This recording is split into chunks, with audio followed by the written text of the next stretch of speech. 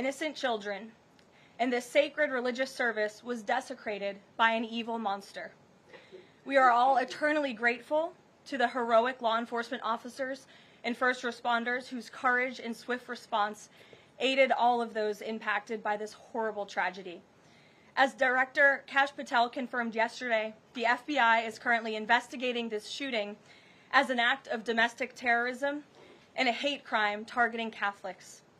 President Trump signed a proclamation yesterday following his call with the governor of Minnesota, Tim Walz, acknowledging the victims and their families and directing flags to be flown at half-mast. President Trump and the First Lady encouraged the entire nation to join all of us in praying for the victims and their families as they face unimaginable grief and loss. The White House and the FBI will continue to provide further updates as they become available. I also have a quick scheduling announcement for you today. The President will travel to New York City on September 22nd to address the United Nations General Assembly on Tuesday, September 23rd. On another matter, as Americans make their Labor Day weekend travel plans, they will be able to enjoy 5-year low gas prices thanks to President Trump fully unleashing American energy dominance. President Trump ended Joe Biden's Green New Scam policies and is delivering on his promise to make America affordable again. These savings at the pump are giving everyday American families more room in their budgets at the end of each month, which is the exact opposite of what we saw under the previous administration. And as we commemorate Labor Day this year, we finally have a president who fights and delivers for the American worker every single day.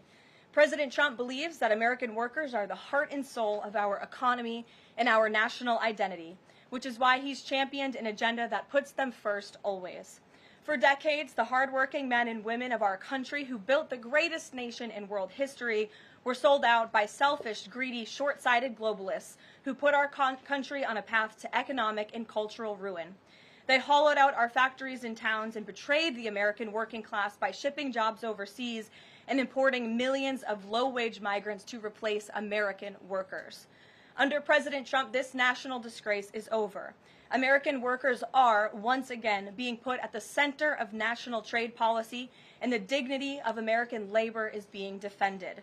As a result, President Trump has already brought in nearly $10 trillion in new private and foreign investments so that the top businesses in the world can create high-paying jobs in America and hire American workers to fill them. In fact, since President Trump took office, the economy has added more than 500,000 new jobs to the workforce. In a stark reversal from the Biden administration, all of that job creation has been driven by private sector growth, and all employment gains have gone to native-born Americans. Wages for blue-collar workers are now rising at the fastest rate in the past 60 years. And the average American worker has already seen a $500 wage increase this year alone. Thanks to the largest middle tax cuts ever signed into law by President Trump, with no tax on tips, no tax on overtime, no tax on Social Security, Americans in all 50 states will keep more of their hard-earned money. The average American taxpayer will see a tax cut of nearly $4,000 because of these pro-growth provisions, according to analysis from the Nonpartisan Tax Foundation. In other news, President Trump continues to deliver on his promise to restore law and order to our nation's capital. Since President Trump's intervention, there have been more than 1,283 arrests right here in the District of Columbia. Total crime in D.C. is down 19%, and violent crime is down 30%. Carjackings in the district are down 67%. Homicides are down 57%. Robberies are down 40%. Motor vehicle thefts are down 32%. And assaults with dangerous weapons are down 23%. And property crime is down 18%. These numbers prove the president's bold actions to make D.C. safe and beautiful again are working, just like he said they would. And that's why on Monday, the president took additional action to sign an executive order taking steps to ensure that cashless bail in Washington, D.C. is eliminated. For too long, D.C.'s reckless cashless bail policies have allowed dangerous criminals to be quickly released, which endangers everyone who lives in and visits our wonderful capital. No cash bail has also foolishly forced law enforcement to repeatedly arrest the same offenders over and over again, only for them to be released back into our nation's capital. This is the definition of insanity, and the president is seeking to end it. He also signed a separate executive order addressing the crime emergency in D.C. by instructing the National Park Service to hire additional United States Park Police officers to support public safety, and directing the U.S. Attorney's Office for D.C. to hire additional prosecutors to focus solely on violent and property crimes. So while liberal Democrats across the country continue to double down on their failed soft-on-crime approach, the American people, including local D.C. leadership, business owners, and residents, are rallying behind President Trump's crime crackdown. According to new polling, 81% of Americans say crime is a major problem in large cities across the country. And a clear majority of Americans believe the president's actions are justified and necessary to reduce crime in these cities. Indu Bhatia, who runs a liquor store a half-mile from the White House here just down the street, is one of those Americans who are grateful for President Trump's public safety push. Indu recently told the New York Post that her store was robbed so many times that they had to spend exorbitant sums of money on security, jeopardizing her family's financial future. But thanks to President Trump's strong action, Indu said, quote, "All of my employees, including me, we feel much safer, and even our customers feel really happy when they walk into our store." And just yesterday, Washington, D.C. Mayor Muriel Bowser credited President Trump for surging federal law enforcement personnel and said neighborhoods, quote, "feel and are much safer." We thank Mayor Bowser for her cooperation and her willingness to help us make D.C. safe and beautiful. This entire effort has vindicated what President Trump and law and order advocates have been saying for years, and this is our message to Americans in Democrat-run cities nationwide. Decline is a choice. You don't have to live in constant fear of being robbed, raped, or murdered. Your leaders are lying to you, and they have been failing you for decades. The President Trump approach of upholding law and order by letting our brave men and women in blue actually do their jobs to aggressively fight crime works. In just a few weeks, President Trump has done more for D.C. residents than Democrats did in 50 years. And this can be replicated in other crime-ridden cities across the nation. As President Trump has said, all of these elected officials in charge have to do is pick up the phone and ask for the president and the federal government's help. President Trump doesn't care if they are a Republican or a Democrat leader. He wants Americans to be safe and for every law-abiding American citizen across the country to be able to thrive in their city and in their community. With that, I'll take questions. Here in our new media seat today, we have social media influencer, content creator, Brandon Tatum. Brandon, thank you so much for joining us today. Why don't you kick us off? Well, Karoline, thank you so much for having me. I really appreciate it. And on behalf of everybody that follow me, the millions of people that follow me, I want to say thank you for making the sacrifice and dealing with some of the most disingenuous people on planet Earth at times. I have two questions.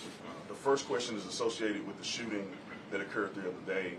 And I want to ask the question of, we know that it's not a gun thing. Any rational person knows it's not a gun thing.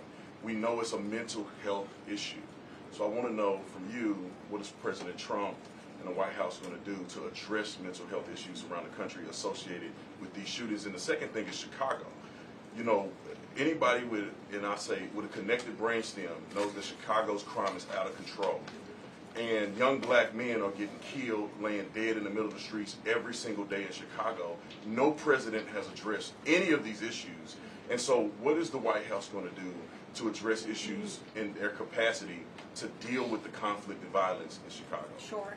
Well, to your first question about this shooting in Minnesota, right now, the administration is focused on helping the people of Minnesota. It's been less than a day, of course, since this tragedy happened. We have federal law enforcement on the ground assisting local law enforcement.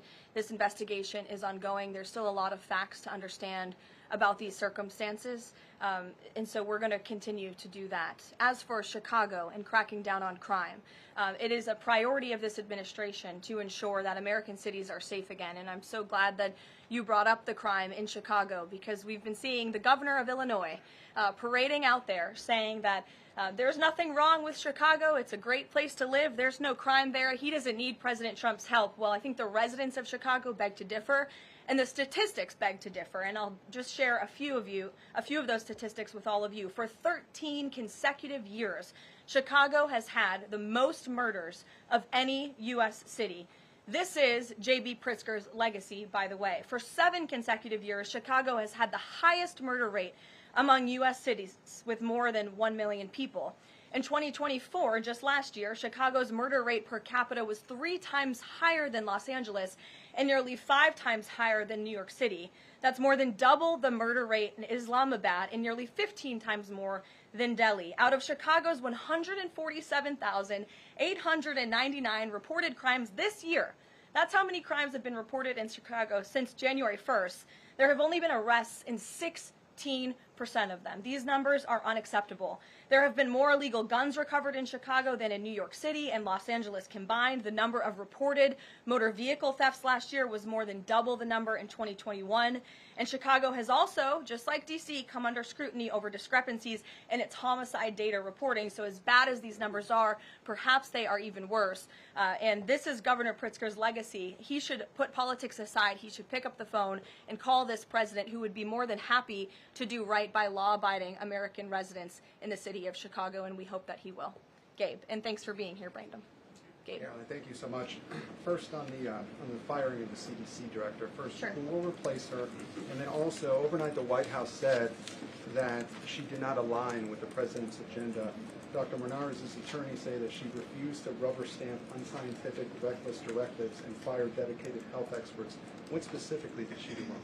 Look, what I will say about this individual is that her lawyer's statement made it abundantly clear themselves that she was not aligned with the president's mission to make America healthy again.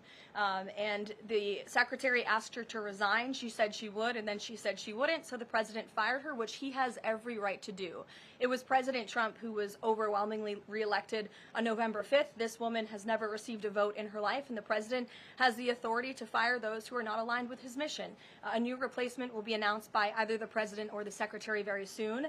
And the president and Secretary Kennedy are committed to restoring trust and transparency and credibility to the CDC by ensuring their leadership and their decisions are more public-facing, more accountable, strengthening our public health system, and restoring it to its core mission of protecting Americans from communicable diseases, investing in innovation to prevent, detect, and respond to future threats. That's the mission of the CDC, and we're going to make sure that folks that are in positions of leadership there are aligned with that mission. And briefly on another topic, alligator Alcatraz. Last week, a judge on an environmental concerns lawsuit said that the administration had 60 days to wind down operations there, state officials did.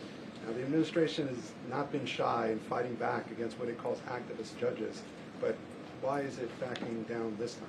We're not backing down. We've always said that we are going to continue to fight in the court of law for what's right, because we know that what this administration is doing with respect to all policy, but also immigration policy, is above the books, and we're abiding by our nation's immigration laws. And we think it's despicable that an activist judge has inserted themselves in this migrant detention facility to the point where DHS is now having to relocate these illegal immigrants to other detention facilities around the country. That is an unnecessary burden on the Department of Homeland Security and these agents who should be removing these criminals from our community. That's what the American people elected this president to do. So we've always maintained, Gabe, we're going to comply with court orders, but we're also going to fight back on them on the merits of the law.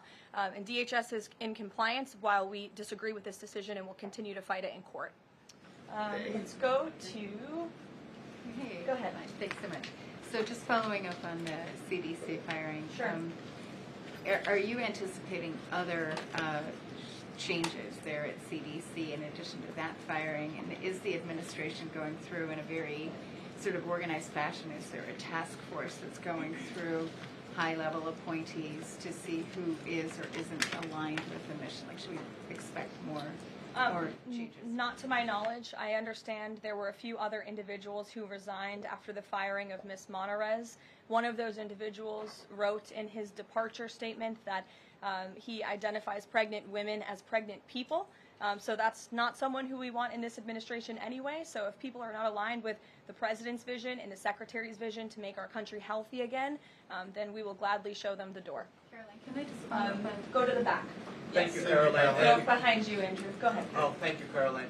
The military deployment that President Trump has sent to the Caribbean Sea close to the shores with Venezuela is massive. It's much more that is needed to simply counter narcotics operations. Is President Trump considering launching military strikes to military installments or facilities in Venezuelan soil? I won't get ahead of the president with respect to any military action or questions about that ever.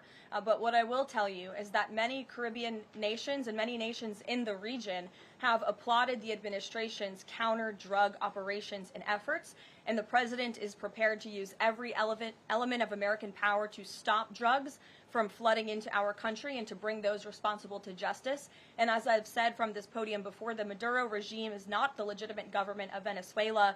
It is a narco-terror cartel. Maduro is not a legitimate president. He is a fugitive head of this drug cartel. He has been indicted in the United States for trafficking drugs into our country, and it is the utmost responsibility of this president and this administration to prevent the illicit flow of drugs into our country and to protect citizens from those deadly poisons. Reagan. Thanks, Karoline. I have two questions for you. Sure. Democrats, including former White House Press Secretary Jen Psaki and Minneapolis Mayor Jacob Frey, attacked prayer and pushed gun control in the aftermath of yesterday's shooting. What's the White House's response to their comments?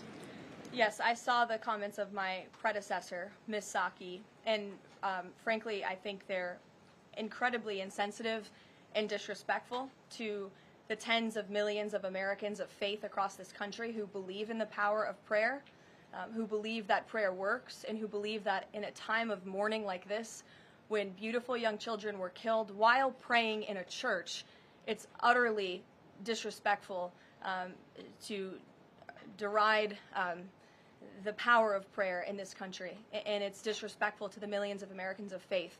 And I would encourage Ms. Psaki to pray for these families themselves, who need it right now more than ever.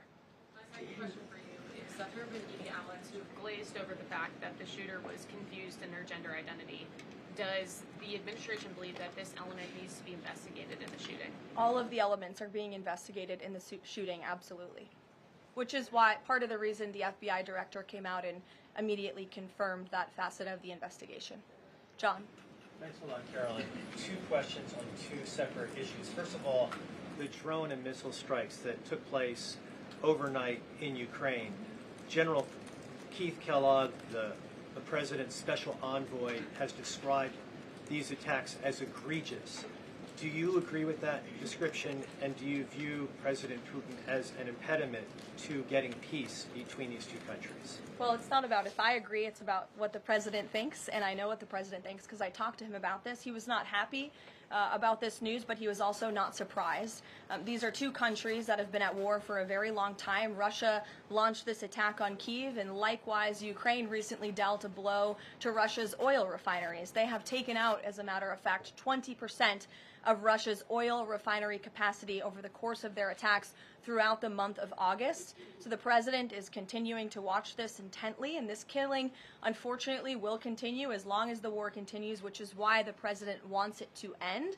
And that's why he's worked harder than anyone to end this war, which would have never started if he were president. But perhaps both sides of this war are not ready to end it themselves. The president wants it to end, but the leaders of these two countries need it to end and want it to end, must want it to end as well. And I think the president will make some additional statements on this later. My second question has to do with, Carrie. I just had one more, if I may. It has to do with the president's intention to remove Lisa Cook as a member of the Federal Reserve Board. He is going or acting upon allegations that have been made by Trump administration official Bill Pulte. These are just allegations. She hasn't been convicted yet of any crime. Is the administration opposed to allowing Ms. Cook to have due process, to challenge what has been alleged against her? I believe she is challenging it. I believe she just filed a lawsuit today, and Mr. Pulte has deferred those allegations over to the Department of Justice to investigate them. What I will say is that you had these mortgage receipts very clearly shown to the president, and he has the cause that he needs to fire this individual. He laid it out in a letter that he provided to her and to the public as well. And so we'll continue to fight this battle. Carrie. Hi, Caroline. So the president just announced that he wants to have a convention right before the midterms next year. The DNC has countered that they too want to have a convention right before the midterms as well. What's the White House's response to that? And can you give us a little bit of a hint or a tease here as to how the president envisions a convention for the midterms? Look, the president put out a statement on this earlier today. I'll let him speak further on the plans that he envisions, but I think he's very proud of the accomplishments and the achievements of his administration, as he should be. The most secure border in United States history, a crackdown on crime here in our nation's capital, an attack or a reversal of the attack on our energy industry from the previous administration. As I just pointed out to you, gas prices today, this Labor Day, are the lowest they've been since Labor Day in 2020. Our economy is bringing in trillions of dollars in revenue from all over the world again. So there's so much for Republicans and for the president and for Americans across the country to be proud of, and I think the president wants to see that celebrated. But for any further details on this as they come, we'll provide you with them. Iris. Thank you, Caroline. 2 questions on the shooting. What's the administration's message to some concerned parents across the country who might be now worried about their kids' safety in light of the latest incident? We completely and totally understand the concerns of parents across the country. This tragedy it's heartbreaking. As a parent myself, there are no words to describe just the heartbreak that these families must be enduring, which is why the President and the First Lady have encouraged everyone to continue to pray for these families and these victims. And it's why this administration is focused on removing public safety threats from our communities. And in fact, I can share with all of you that last night in Washington, D.C., when arrests were being made, there was an arrest of a juvenile right here in D.C. in Ward 7 for threats to kidnap and injure, receiving stolen property, possession of a large capacity feeding device, unlawful possession of firearms and ammunition. A search warrant was executed, 7 firearms were recovered, and the juvenile was arrested after an investigation was initiated based on social media posts allegedly threatening violence towards a school. So this was a juvenile who was a risk to not just himself, but the community here in Washington, and he was removed from the community last night because of the law enforcement efforts of this administration. And I would also point to the statement of our wonderful First Lady that she released yesterday. She wrote, "The tragic mass killing in Minnesota illuminates the need for preemptive intervention in identifying school shooters. Early warning signs are often evident, with many individuals exhibiting concerning behaviors and making violent threats online prior to their actions. We encourage all Americans, as the old saying goes, if you see something, say something. If you see warning signs or threats, report it to law enforcement. This administration, federal law enforcement, will take those reports and those threats seriously. They will be treated as a law enforcement emergency, and we will act accordingly." And on the First Lady's statement, would the administration consider ramping up resources on these fronts to parents and schools across the country to help them look into these signs and prevent more tragedies? It's a very fair question, Iris. As for any potential future policy decisions or funding questions, it's just been over 24 hours since this tragedy occurred. Right now we're focused on the FBI and their investigation and uncovering all the facts, and we'll leave those very important policy discussions to another day. Thank you, Caroline. Go ahead. Megan. I had a question about the Lisa Cook lawsuit that you mentioned. Does the president plan to wait until that lawsuit is resolved to appoint her replacement? I will leave that to the president to make that decision in that announcement himself. Brian. Thank you, Caroline. 2 questions. Bouncing off the CDC situation, CDC. I'm curious if administration officials are pushing back on the president's agenda, privately, publicly, however, should they fear to lose their jobs going forward? Look, I think if you're doing your job well, and if you are executing on the vision and the promises that the president made to the public who elected him back to this office, then you should have no fear about your job. Just do your job. That's what this president wants to see.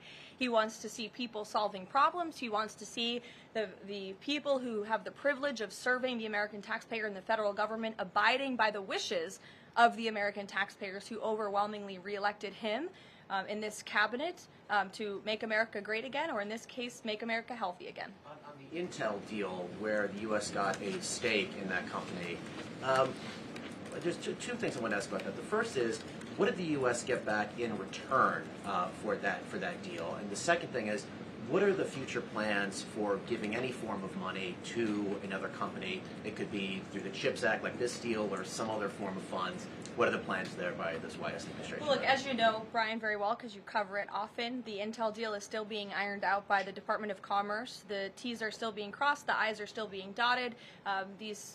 It's very much still under discussion. But the president's thinking, I can share with you, is certainly to ensure that the United States government is making our country wealthy again and is benefiting from some of these deals. And it's a creative solution. I know it's outside the box thinking, which is uncommon in this city, but it's something that he proposed and something that the Secretary of Commerce is working on putting into action. Mary. Thanks, Karoline. I have a couple questions on the shooting yesterday. The first one, this is the second shooting involving a trans-identifying shooter who specifically targeted Christians and Catholic kids. What kind of consequences do the gender-affirming therapists, doctors, or even the parents of these shooters face after these types of shootings? Well, as for the parents and potential therapists in this case, again, all of that is still currently being investigated by the FBI. I know the Secretary of Health and Human Services this morning said that HHS is investigating perhaps links between some of these drugs and these prescription drugs that some of these minors may be taking and an increase in violence. And obviously we have mental health problems in this country that this administration and Secretary Kennedy will continue to speak out about and the work that we're doing to solve it. Thank you. And just to follow up, I've seen a lot of calls for action, among these lawmakers saying that we shouldn't just be praying. One that I've seen on the right, actually, is calls for the FBI to institute a new class of domestic terrorism that involves trans ideology. Is that something that the administration would support? I would have to check with the appropriate people on that. Daniel. Thank you, Caroline. We saw some new revised economic data come out today showing the U.S. economy grew at a 3.3% clip, largely buoyed by a surge in capex. What's the White House reaction to this, and is this sort of the president's vision beginning to come to life after the Big Beautiful Bill was passed in July? Yes, I mean, look, we did say that once the Big Beautiful Bill was signed into law, we're going to see the effects of this massive pro-growth piece of legislation. As I laid out for you as we head into the Labor Day weekend, there's many positive economic indicators that the American people can be hopeful about. But don't forget, we are reversing 4 years of reckless spending from the previous administration, of slamming regulations down the throats of American business owners and consumers across the country. But the administration is working very hard to unravel all of that and to ensure that small business owners and workers are thriving and that they have more money in their own pockets to spend. Thank you. Thanks so much, Caroline. Back on the CDC, there was reporting that some of the initial problems between RFK and the CDC director stemmed from miscommunications or differences on vaccine policy. So I wonder if you could just say whether or not the president believes that the COVID vaccine should be available to and covered by insurance for all Americans, regardless of age and pre-existing conditions. What I will tell you is that the FDA recently revoked the emergency use authorizations for 3 COVID vaccinations while simultaneously greenlighting 4 new COVID-19 vaccines with 2025 and 2026 formulas. The reason for the revocation of that emergency use authorization is because obviously the COVID pandemic and the public health emergency is over. But just to correct the record, because there's been a lot of misinformation on this, the FDA's decision does not affect the availability of COVID vaccines for Americans who want them. We believe in individual choice. That's a promise both the president and the secretary have made, and it's a promise they have now delivered on. Question, if I could, Caroline. Second question, if I could. Sorry. I wonder if you could answer why the president hasn't acknowledged the shooting at CDC headquarters that took place earlier in August, where a police officer was killed, and it was reported that the motivation for the shooting was somebody who was really unhappy with the effects of the COVID vaccine. We absolutely were very much aware of that shooting. The Secretary of Health and Human Services put out a statement immediately. He was in touch with the CDC, and he actually traveled to Georgia to assess the situation and to mourn with the people who work in that building there. So, go ahead. With respect to Labor Day, one of the most underrepresented groups right now are police officers. 30,000 police officers short in America right now. To Brandon's question, 1,300 short in Chicago, 3,000 short in New York, 500 short here in Washington, D.C. What can the White House, what can the President do to help recruitment of police officers? He's done well with the military and Border Patrol can be done to get more police officers on the streets of America? Well, the president has certainly been very successful in recruiting federal law enforcement. If you look at the ICE recruitment campaign that was led by he and our Secretary of Homeland Security, we've seen more than, I believe, 130,000 applicants to join ICE, which is just amazing. There's more applicants now than there are jobs to fill, and we're very grateful for that. Clearly, Americans want to serve their communities. They just need a leader who encourages them to do so. So maybe Governor Pritzker should spend less time demonizing the police, more time trying to recruit more police, and more time trying to call the President of the United States to get crime in his city under control. The President wants to allow law enforcement, whether it's state, local, federal, to do their jobs, to arrest criminals, to put them behind bars, and to remove public safety threats from American communities. He'll continue to do that. Thank you, guys.